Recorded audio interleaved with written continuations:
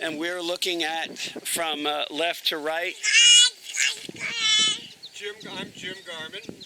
Michelle Garman. And Freya Garman. Freya. All right. And wielding a hoe, getting ready to be a major weed control weapon eventually, I hope. How long have you been in operation? This is year 8, I think. It's year 8. Year 8. All right. I believe. And did that start right here in this location?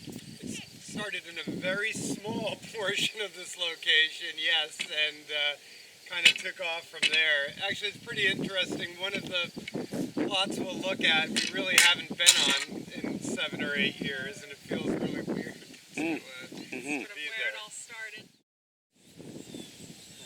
Look right here, Andy, and see this field? Yes. This is literally the patch we started on. Oh, yeah. 8 years Just up to the beans there and the goldenrod ahead? Exactly. Wow. Yeah. So what do you primarily grow and sell? Most of our grows comes from tomatoes, squash, kale, greens, so nothing too surprising. Until this year of COVID, we had a sort of boutique chef's niche for certain things. We can take a look at a couple of those things as we walk around. We're kind of heavy on the CSA this year. Which is one of the reasons why we grow so many things. We're sort of looking at the it seemed like every couple hours there'd be another sign up, and we kept looking at each other and saying, do we cut it off now? But you still also do some wholesaling? We do wholesale too, mostly our grocery accounts because they are just through the roof this year and keeping us afloat at this time of the year when the CSA money has sort of It was long spent. Exactly, long spent, and then we move to them, and we're actually running a very small fall CSA share that will then pick up the slack once. Is that a new thing? It is. Extends until when? Just until the 1st of December. And what about, do you do direct retail? Like through farmer's market or? We did that in the past. We did 2 years at a farmer's market, and then this year with COVID and a squirming baby, we decided to drop that up from our model. Yeah. Okay. How much land are you intentionally growing anything on here? So between 3.5 and 4 acres. We lease 5.6. Right now, close to 2 of that is in fallows or cover crop. And, you're catching us when the summer stuff is done. Fall stuff's in pretty good shape. And like Michelle said, we're inching into this extended season project as it goes along. But we're having a heck of a time getting cover crops started in this drought. So we're certified organic. We're certified through Bay State Organics. And it's probably, we had been certified years ago, and then we kept growing organically but dropped the certification because the paperwork was a bit overwhelming for us at the time, and then we picked it up again this year, which I think was probably the luckiest thing we did do because 2 of the grocery accounts we sell to moved to a certified only purchasing scheme, and so that's kind of been our lucky ticket this year. This is part of the sort of fall CSA crops, all of this here? Some of this will probably be gone by about Halloween. But Okay. we have some purple bok choy, some red Russian kale, the alleged hot soy, hakurei, some mustard greens, which is everyone's favorite. And celeriac, is that? Celeriac. Yeah, kind of our late, hopefully it makes it, planting of celeriac. And a towering stand of popcorn, I take it? That is Flint corn. That's the Flint corn. Look at that. Okay. And this is the Flint corn you got from URI, right? That is. correct. That is The correct. URI Okay. This is, what is this called? White cap or something, I think? White cap. Yeah. We can take a look. The Rhode Island white cap Flint corn, which Tim at URI was generous enough to lay a pound or 2 on us.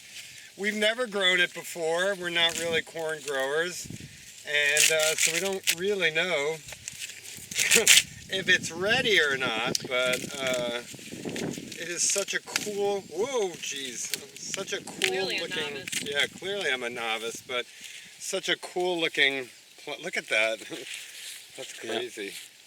But hasn't really begun to shrink at all yet. Has not No. begun I'm sure to it's shrink. still milky, right? You can press it? No, but I know it, oh yeah, there we go, Yeah. Yeah. So this has to dry on the stalk Yeah. for a while? Yeah. You're looking at purple tops, Oh, mm-hmm. wax beans, chard, some beets that are really slow moving, Mm-hmm. our fall carrots. How late can you pick beans here on this tropical island? We're gonna find out. We pick them as late as probably mid-September, so we're pushing it. We're pushing it. This was an August 5th Hail Mary seeding, and when we look up close, you'll see there are beans. We're going to get a couple nights up ahead in the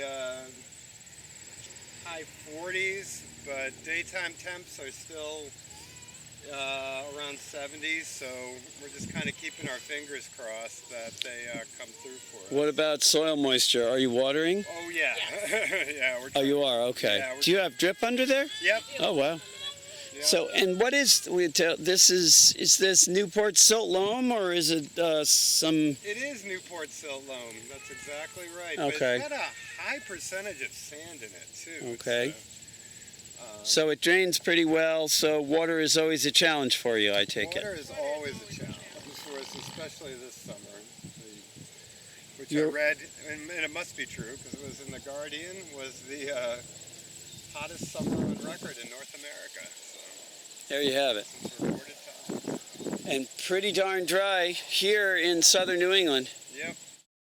What decisions do you think you made this year that were just bang on and caused your success to noticeably increase? It could be a big decision, it could be a small decision. We have several different seeders, and we've never fully trusted them in the sense that I don't think we really knew how to use them well. So we have the Jang, we have a really old version of the Earthway that an old grower around here gave us. And I think this year finally focusing and using them properly has saved us a ton of time. Would you Yeah, agree? I would agree, but we're still missing the singulation and spending too much time thinning. We are getting good stands for sure, but we're also using the labor for thinning. So yeah, I would say that's true. I think another thing that contributed to our at least mental well-being looking out on this was adjusting. We used to do a lot of things like this in 100-foot beds. We do them in 50 feet now. It's probably the same area altogether, but somehow it's less psychologically daunting to get in there and thin, 50-foot beds rather than 100-foot beds. Great. So, I love that. that made a really big Made a very difference. big difference. And the silage tarps have made a big difference for us this year as well. This area was tarped and did really well in killing off perennial weeds. Not as well with grasses, as you can see along the edge, but I can't say we're no-till people because we're not. But at least to they mow the crop residue down. Put compost and Yeah, dirt mend the down. soil, put the silage tarp down, and I guess if it's hot enough in July or August, maybe in about 3 weeks or a month, they're able to replant. That we would like to be able to do that. And would you run any tillage implement over that after tarping, or go right into it? Maybe use our harrow to incorporate things a bit more and make it What, you like a rotary harrow on a Grillo? Power, yeah. Power harrow? Yeah, okay. Rinaldi power. That makes a great seed bed. Okay. Actually, the description of it is that it's stirring the soil. So yeah, as Jim said, we have 9 hives. We got them mostly for pollination. We started with 2 and every year add a couple more just because it's addictive. We've taken one harvest this year, about 350 pounds, and we'll probably do one more fall harvest in about 2 weeks. Or sooner, Or sooner. And yeah, we give first dibs to our CSA members, and then we do we wholesale to our grocery accounts if they're interested in carrying it as well. In truth, we have lousy luck overwintering hives out here, so what's your survival rate? Do you know? it's low. It's probably about 25 to 30%. We'd like to do a lot better. Some of it is mite related, and some of it is that this is a very, very harsh place in the winter. We're kind of parked between the ocean and the Sakonnet River, both of which, and we're sort of at the apex of a triangle of cold winds out here, and it can be 10 degrees colder out here than it is in town, with a much higher wind load. So, we'd like to do a little bit better. We've done our mite treatments for this year. We'll probably do one more once the supers come off, and see how we do.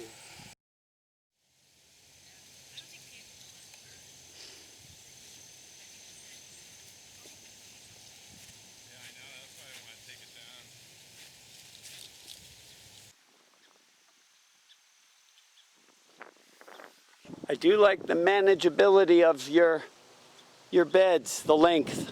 Thank you. So we're looking at obviously downy mildew resistant basil, and you said that's Prospera. That's Prospera from And Johnny's. next to it is something sort of in a seed packet that's called sweet basil. Yeah, exactly. Yeah. So we've given up on this. We're not really selling any, but the bees are all over it, so Yep. haven't quite gotten around to ripping it out yet. Looking at some very nice blooming buckwheat there, although I suppose because of drought it didn't get all that tall.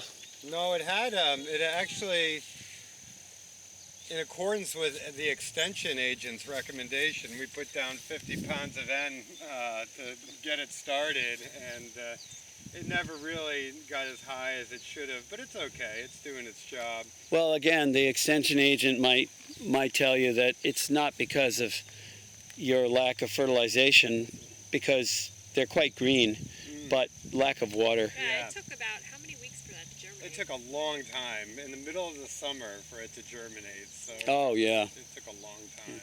and we're also looking at some. I see seeds. This is what kind of seed? So these are oats. They were put down about a week ago. We haven't had a lick of rain since then, and we're just waiting and hoping that they'll germinate, because we made a concerted effort to do some cleanup early this year, because we really wanted to go with oats as a cover crop, because with our equipment is small scale, and we find it very, very difficult to kill rye in the spring, so we were really hoping to get some good stands of oats that would, maybe kill at 5 degrees or something like that in January, and then just kind of clear the way for us in the spring. So this is, believe it or not, is actually is sold and marketed as a firewood storage structure. From Shelter Logic. It cost us all of $129. Wow. It's rigged the way it's rigged because what the heck was that storm? What hurricane was that? Isaias. Oh yeah. Isaias. The residue of Isaias was Isaias. Isaias. Okay. And we did not want it to blow away, and so this was the most expedient way to kind of keep it down. But now it's our winter squash and sweet potato and Really great. storage. Oh, and these are long pie pumpkins. We got plenty of delicata. Butternut down at the other end. Sweet Our potatoes. least favorite acorn. Ugh. Yeah. I don't know. If, you know, I know a lot of people grow these, but these are ridiculous. Did you have any disease issues with that? Knock wood, we did no, not. I don't We think actually so. we had even PM was really late this year for us. I mean, we didn't start seeing PM on the plants till early August, maybe even the second week of August. So we actually got we got lucky. We got a good crop. We did have slightly higher than usual, which is still pretty low, squash vine borer problem. So we're gonna have to research that over the winter. They may have to go under row cover until the flights are over anyway. One of the things we struggle with, we're not one of the weakest parts, no, non-existent parts of our game is fall broccoli and fall cauliflower. I don't know what it is. I think we're just so busy in midsummer. We just Can't get our act together. we We never start in the never get our act together for getting that going. So we do a lot of Asian greens for our CSA in the fall. This I think we're going to do as a cut and come again. We thought about thinning it and doing full-size heads of Echinus Savoy, but we're just going to cut it and offer it as salad greens. Actually, it tastes pretty damn good, Ron. I know, it does. Yeah. A new addition here. Well, this was very much thanks to a LASA grant. We were finally able to bring some of our wash and pack into the present anyway. So the slab has a drain. The drain drains out into the road, so not back into the field. And we're just waiting on a little more equipment to arrive. So we've got a spray table that we're building. We've got one or two, we're trying to figure that out. Stainless steel tables and sinks. And the big blue hose gun. And another salad spinner. Oh yeah, and another salad spinner since we're doing so much with greens right now. So we're very grateful to the LASA for, because we could not have swung this really on our own. So that the water here is, the source of it is what? If you turn around about 180 degrees, you will see a solar array. It's not ours. It belongs to the not-for-profit Aquidneck community table, and we essentially rent water from them, but it's fired up by that solar array. So this is all well, This is all well water. All well. including your irrigation. That is correct. So, and that's all metered. Not anymore. It had been metered, and the system has too many issues and too many potential leaks to make it fair to meter. So we came to a rapprochement with the Land Trust and Aquidneck Community Table with a flat fee, essentially based on what the metering had been. Well, that's one thing I'm proud of for this year, and maybe it's because it was so droughty. We actually probably had our best weed management game ever, so pretty psyched about that. And we're looking forward to going through November and then winding it up in early December to dream about next year.